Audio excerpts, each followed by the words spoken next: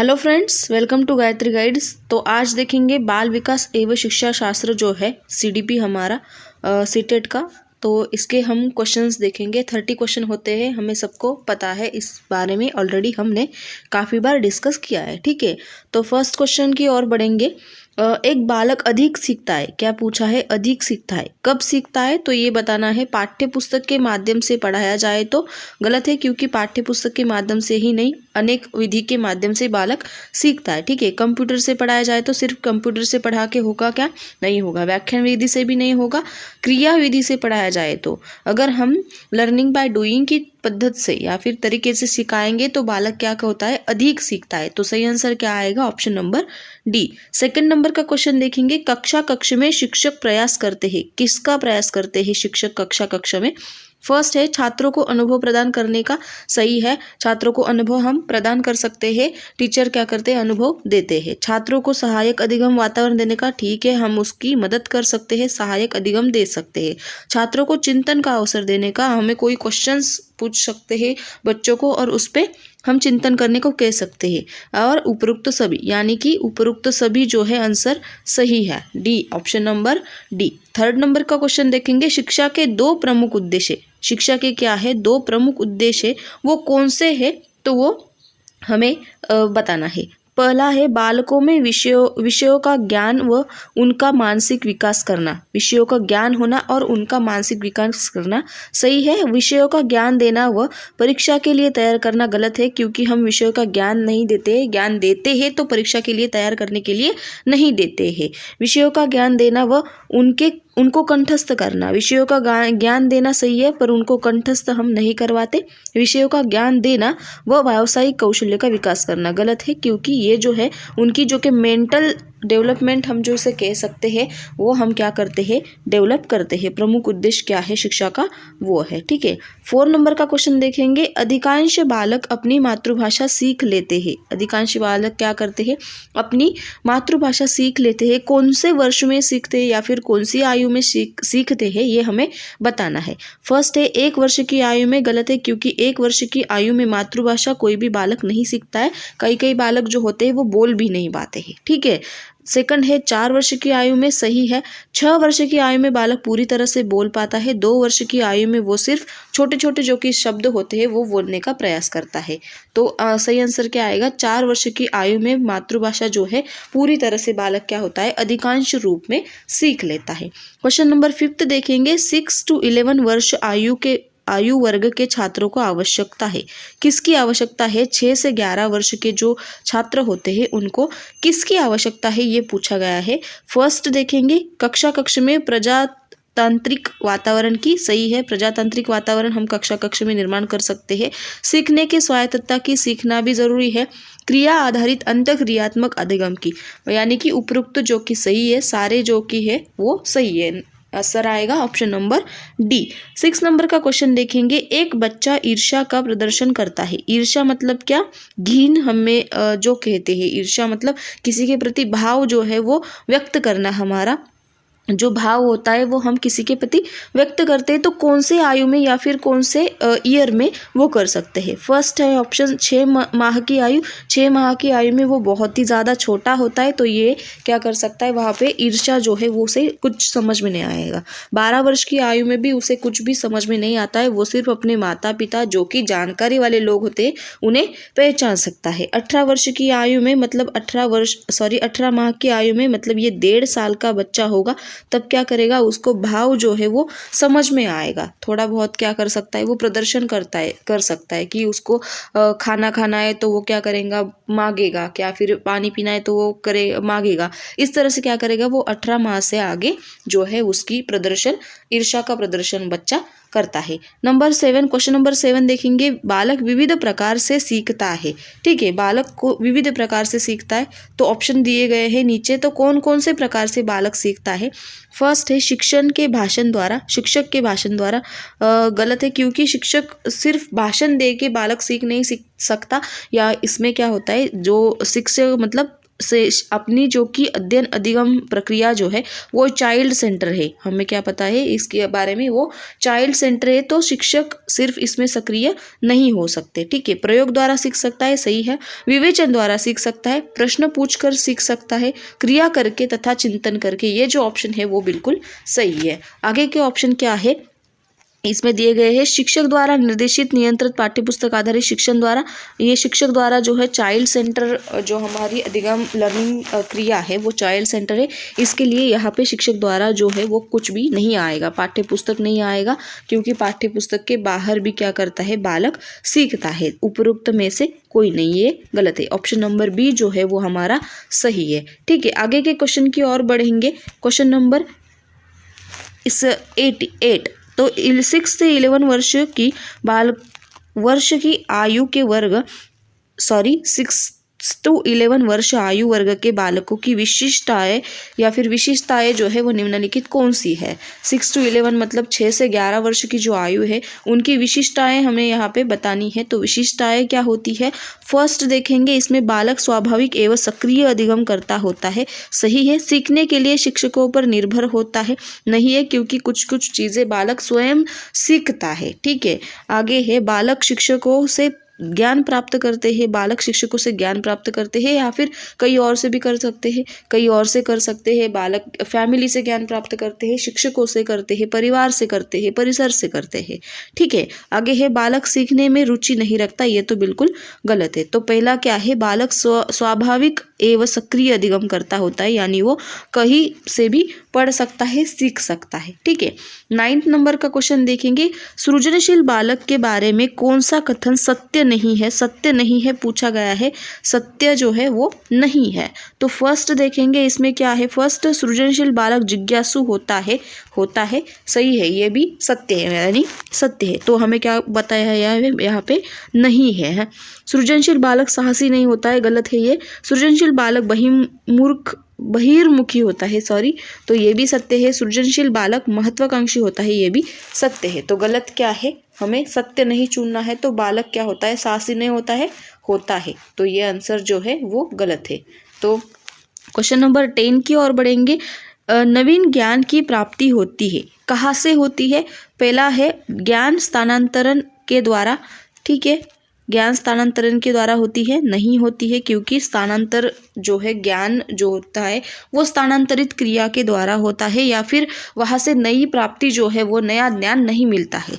रटने के द्वारा भी बिल्कुल नहीं होती है। अनुभव द्वारा, नवीन अर्थ ढूंढने के द्वारा, जो हम क्या करते हैं, अनुभव लेते हैं किसी चीज़ का, नया अर्थ जो है, नई चीज़ें ढूंढते हैं, उसके अनुसार क्या होता है, हमें ज्ञान की प्राप्ति अधिक से अधिक होती है। उपयुक्त में से कोई नहीं, ये भी गलत है। ठीक है, आगे का क्वेश्चन नंबर 11 देखेंगे। शिक्षण एक प्रक्रिया है, तो शिक्षण एक प्रक्रिया है, कौन सी प्रक्रिया है ये हमें यहाँ पे पूछा गया है। शिक्षक द्वारा अधिगमकर्ता को ज्ञान के स्थानांतरण की, अधिगमकर्ता को ज्ञान के स्थानांतरण की प्रक्रिया जरूरी है या नहीं है, नहीं है, क्योंकि स्थानांतरण जो है वो यहाँ पे बिल्कुल गलत तरीके से बताया गया है। अधिगम को निर्देशित करने की प्रक्रिया है क्या, हमें क्या करना है, कोई भी अधिगम जो है वो हमें देशित करना है, मतलब क्या करना है, उस तरफ हमें क्या करना है, पॉजिटिव थिंकिंग रखना है, यानी कि निर्देशित नहीं करना है, देशित करना है। अनुदेशन देने की, अनुदेशन मतलब क्या, कि उस पे हम क्या कर सकते हैं, उसको मतलब हम अनुदेश कर सकते हैं, यह करो, वो नहीं करो, वो करो, ये पढ़ो, ये ना करो, इस तरह से, ये भी क्या है, गलत है। शिक्षण अधिगम का सरलीकरण करने की, सरलीकरण मतलब क्या, कि अधिगम में जो भी कोई चीज़ें आप सीख रहे हैं वो उसका क्या कर सकते हैं, आप इजी वे से उसको पढ़ा सकते हैं, सिखा सकते हैं। तो उसे क्या कर सकते हैं हम, शिक्षण प्रक्रिया या फिर शिक्षण एक प्रक्रिया है, किस तरह से, अधिगम का सरलीकरण करके बताने से। आगे का क्वेश्चन नंबर 12 देखेंगे। बच्चों का सामाजिक विकास वास्तव में प्रारंभ होता है, सामाजिक विकास जो है बच्चों का वो वास्तविक कौन से स्टेज से प्रारंभिक होता है। सबसे पहले पूछा गया है विद्यालय पूर्व अवस्था में, विद्यालय की जो पूर्व अवस्था होती है उसमें नहीं, उसमें होता है। बी आंसर है कि शैशवावस्था में, सी आंसर है पूर्व बाल्यावस्था में, और डी आंसर है उत्तर बाल्यावस्था में। तो सामाजिक विकास जो है वो वास्तव में प्रारंभ होता है, कब होता है, विद्यालय पूर्व अवस्था में होता है, बिल्कुल नहीं होता है। शैशवावस्था में वो बहुत ही ज़्यादा छोटा रहता है बालक। पूर्व बाल्यावस्था में होता है, विद्यालय के पूर्व जो बाल्यावस्था होती है वहाँ पे वो विकास होता है, यानी कि बालक जब 3rd 4th या फिर 5th ईयर का होता है तब क्या होता है, वो बाल्यावस्था में विकास जो है वो प्रारंभ होता है। ठीक है, आगे का क्वेश्चन देखेंगे, क्वेश्चन नंबर 30। तो क्वेश्चन नंबर 13 देखेंगे, प्राथमिक कक्षा के बालकों के लिए शिक्षण की उपयुक्त विधि है तो कौन सी है? प्राथमिक शिक्षण की उपयुक्त विधि कौन सी है? तो सबसे पहले देखेंगे उसकी प्रयास व भूल विधि। तो प्रयास एवं भूल जो विधि है वो सत्य नहीं है। सेकंड है अनुकरण विधि, सत्य नहीं है। व्याख्यान विधि भी सत्य नहीं है, व्याख्यान हम बालकों को, प्राथमिक स्तर के बालकों को नहीं दे सकते। खेल विधि सत्य है कि या फिर उपयुक्त है, बच्चों को हम खेल के क्या सकते हैं, उनकी जो कि मेंटल हेल्थ है या फिर उनका जो कि शारीरिक बुद्धि है, मानसिक बुद्धि है, वो हम क्या कर सकते हैं, उनको बढ़ा सकते हैं। अनुकरण करके नहीं बता सकते। प्रयास एवं भूल की जो कि रूल है, सिद्धांत है, वो भी उनको अपनाया नहीं जा सकता। व्याख्यान विधि के लिए बच्चे 20 से या फिर 5 से 10 मिनट तक ही कोई चीज़ जो है वो सुन सकते हैं, उनको अच्छी तरह से याद कर सकते हैं। आगे का क्वेश्चन है 14 नंबर का, भारतवर्ष में प्राइमरी शिक्षा निम्नलिखित पर बल देती है। किस पे बल देती है? फर्स्ट है बोध का विकास करना। बोध का हम विकास नहीं कर सकते, कोई चीज़ हम अच्छी तरह से ले रहे हैं या फिर पॉजिटिव थिंकिंग कर रहे हैं, निगेटिव थिंकिंग कर रहे हैं, उस पर हम क्या कर सकते हैं, डेवलपिंग कर सकते हैं या नहीं कर सकते? नहीं कर सकते, मतलब इस पर बल नहीं देती है। आध्यात्मिक पक्ष पर बल देना, पक्ष जो चीज़ होती है उस पर हम बिल्कुल बल नहीं देते भारतवर्ष में। जो कि पक्ष लेना मतलब जो होशियार स्टूडेंट है और जो मीडियम स्टूडेंट है उनका जो कि पक्षपात हम जिसे कहते हैं उस पर बिल्कुल बल नहीं देती है।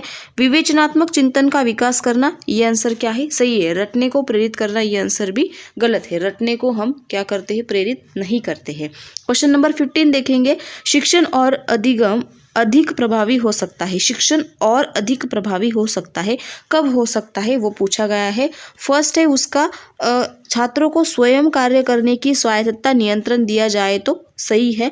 छात्र अधिगम शिक्षा द्वारा निर्देशित एवं नियंत्रित हो, ये गलत है। शिक्षा द्वारा निर्देशित और नियंत्रित हम उसे नहीं कर सकते, छात्रों को हम नियंत्रित नहीं कर सकते हैं। शिक्षक तथ्यों की व्याख्या करने में केंद्रीय भूमिका निभाए, शिक्षकों का जो रोल है यहाँ पे बिल्कुल गलत है। हमने पहले ही देखा है काफ़ी बार कि हमारी शिक्षण जो कि अध्ययन प्रक्रिया जो है वो चाइल्ड सेंटर है, शिक्षकों का यहाँ पे रोल नहीं है। या फिर शिक्षक जो चीज़ है उस पर दोनों ही, एक तो चाइल्ड सेंटर टीचर सेंटर होने चाहिए या फिर ज़्यादातर जोर दिया है चाइल्ड सेंटर पे। शिक्षक अधिगम के निर्देशित करे, ये भी गलत है। तो सही आंसर हमारा आएगा छात्रों को स्वयं कार्य करने की स्वायत्तता व नियंत्रण किया जाए। ठीक है, 16 नंबर का क्वेश्चन देखेंगे, अधिगम एक प्रविधि है। अधिगम क्या है? एक प्रविधि है। किसके द्वारा है या फिर क्या है? तो पहला है तथ्य को याद करने का। तथ्य को याद नहीं कर सकते हम। पाठ्य पुस्तक में दिए गए विषय को याद करना जो चीज़ है वो गलत है। अनुभव द्वारा, जो हमारा अनुभव होता है उसके द्वारा हम अर्थ निर्माण करने की जो प्रविधि है वो क्या है? अधिगम है। परीक्षा की तैयारी करना, वो भी गलत है। जो चाइल्ड सेंटर है आंसर, उसको लॉजिकली हमें सॉल्व करना है। ठीक है, 17 नंबर का क्वेश्चन हम देखेंगे, प्रतिभावान बालक की बुद्धि लब्धि होती है। कितनी होती है? प्रतिभावान जो बालक होता है उसकी बुद्धि की लब्धि कितनी होती है? तो आंसर जाएगा यहाँ पे 127। ठीक है, आगे का क्वेश्चन देखेंगे, क्वेश्चन नंबर 18। तो क्वेश्चन नंबर 18 पूछा गया है, विद्यार्थी का विकास निर्भर है, किस पर निर्भर है?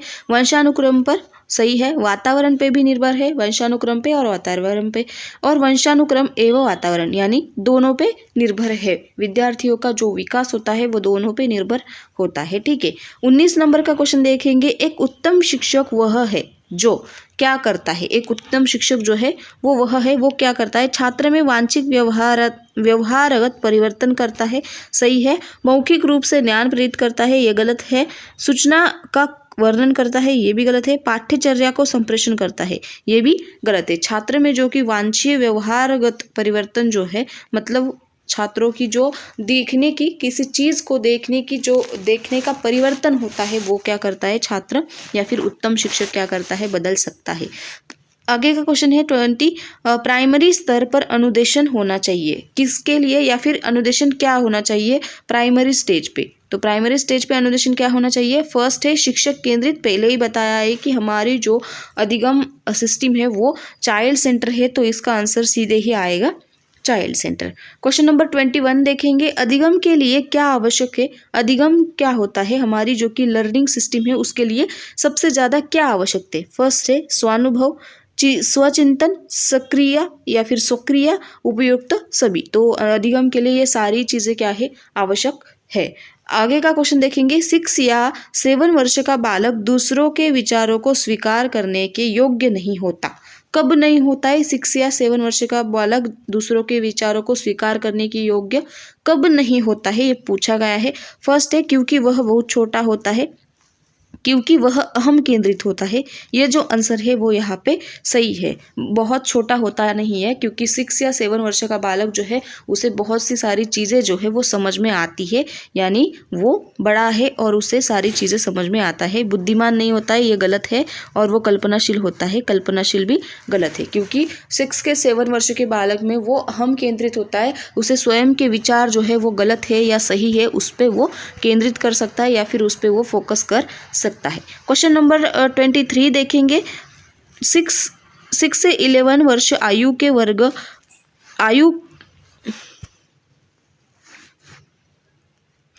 क्वेश्चन नंबर 23 देखेंगे, 6 से 11 वर्ष आयु वर्ग के बालकों को सीखने के लिए आवश्यक है। क्या आवश्यक है? 6 से 11 वर्ष की जो आयु होती है उनके बालकों को या फिर उनके वर्ग के बालकों को सीखने के लिए सबसे ज़्यादा या फिर आवश्यक क्या है? तो फर्स्ट ऑप्शन देखेंगे, मूर्त क्रियाओं अनुभव की उपलब्धता। मूर्त क्रिया या फिर अनुभव जो है उसकी उपलब्धता, ये सही है। शिक्षक द्वारा ज्ञान का स्थानांतरण और शिक्षक, ये दोनों ही चीज़ें गलत है, पहले ही बहुत बार कहा है। रटने के लिए अवसर, ये भी गलत है। और कक्षा में उच्च स्थान प्राप्ति के लिए करना, ये भी गलत है। तो सही आंसर क्या आएगा हमारा? मूर्त क्रियाओं अनुभवों की उपलब्धि करना। ठीक है, 24 नंबर का क्वेश्चन देखेंगे, निम्न में से किसकी भूमिका पूर्व बाल्य अवस्था में बालक के संवेदनात्मक विकास हेतु सर्वाधिक महत्वपूर्ण है? किसकी भूमिका? बालक जो संवेदनात्मक विकास होता है उसके हेतु सर्वाधिक महत्वपूर्ण है, किसकी भूमिका, ये बताया गया है। फर्स्ट है अध्यापक की भूमिका, सेकेंड है हमारी संगीत साथियों की भूमिका, थर्ड है पड़ोसियों की भूमिका और फोर्थ है माता पिता की भूमिका। तो क्या बोला है? पूर्व बाल्यावस्था, यानी कि जो हमारी एज होती है 2-3 ईयर्स में क्या हमें सबसे ज़्यादा महत्वपूर्ण है? तो हमारी जो कि माता पिता है उसकी सबसे ज़्यादा हमारी भूमिका जो है वो संवेगात्मक होती है। माता पिता जो है, ऑप्शन नंबर डी जो है वो सही है। 25 नंबर का क्वेश्चन देखेंगे, शिक्षा मनोविज्ञान है। क्या मनोविज्ञान है? शिक्षा मनोविज्ञान है। कब? ए है विशुद्ध विज्ञान, गलत है विशुद्ध विज्ञान, या फिर जो गलत विज्ञान है वो मनोविज्ञान नहीं है। सेकंड है व्यावहारिक विज्ञान, सही है। मानक विज्ञान, ये भी गलत है।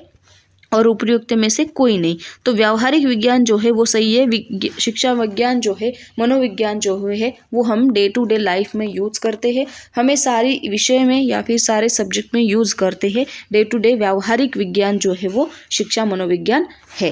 क्वेश्चन नंबर 26 देखेंगे, व्यक्तित्व मापन का स्याही धब्बा परीक्षण है। स्याही धब्बा जो है व्यक्तित्व मापन का परीक्षण है।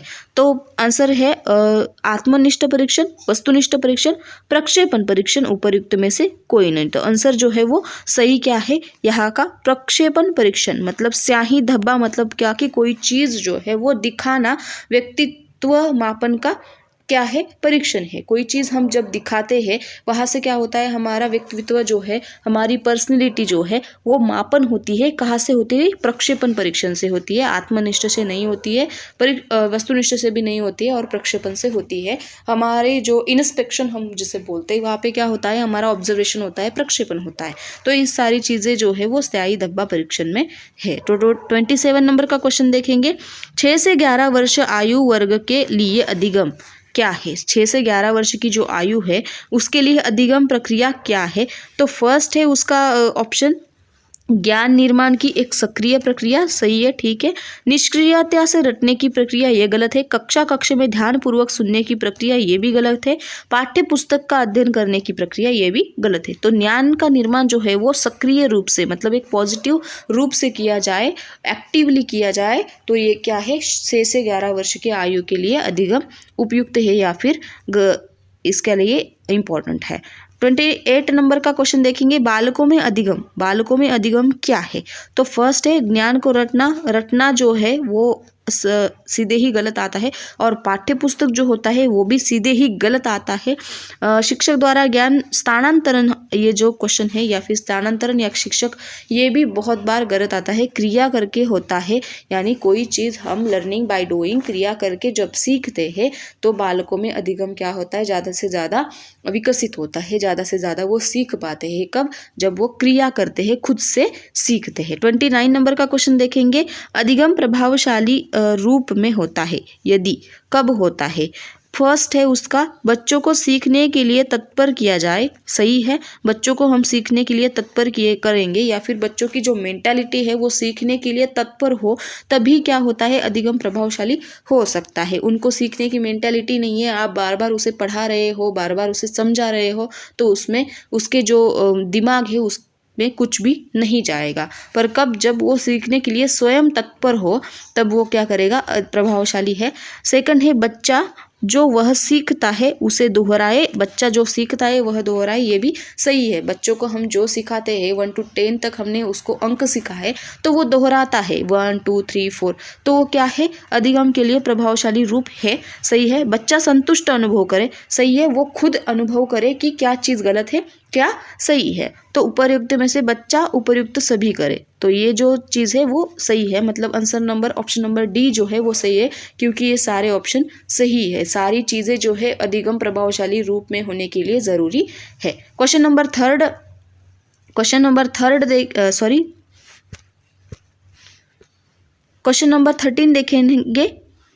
क्वेश्चन नंबर 30 देखेंगे, रुद्ध के बारे में क्या सही है। रुद्धि जो होती है, रुद्धि यानी आयु, या फिर इंक्रीज, जो आयु हमारी होती है वो इंक्रीज वाली आयु जो होती है, बढ़ने के बारे में क्या सही है। फर्स्ट दिया गया है, अभिवृद्धि शारीरिक होती है, सही है। अभिवृद्धि मात्रात्मक होती है, सही है। अभिवृद्धि मापनीय होती है।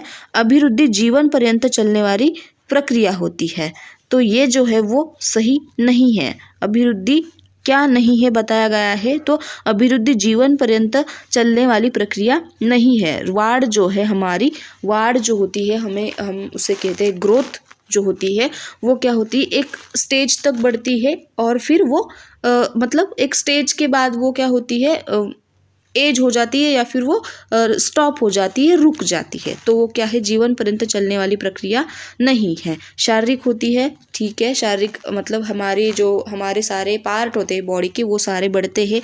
मात्रात्मक होती है, किस चीज़ तक, किस हद तक वो बढ़ते हैं उसकी मात्रा होती है। मापनीय होती है, किसी की हाइट 5/3 है, किसी की हाइट 5/4 है, उसकी 165 सेंटीमीटर में है, तो इस तरह से उसे क्या कर सकते हैं, हम गिन सकते हैं।